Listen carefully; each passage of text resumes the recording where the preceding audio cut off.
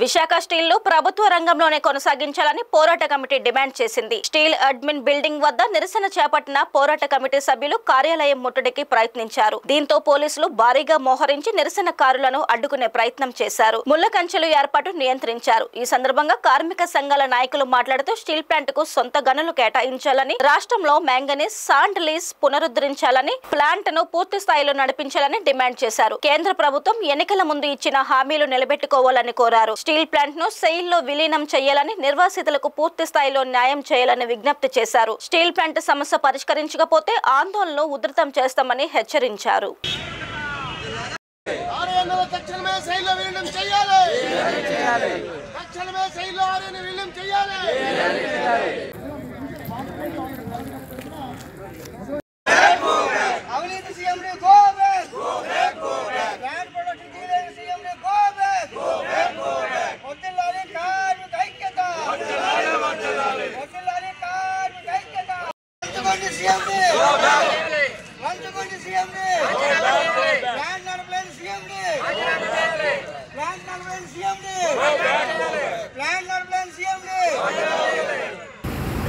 గడువు అవసరం ఉండి అడిగిచ్చావు.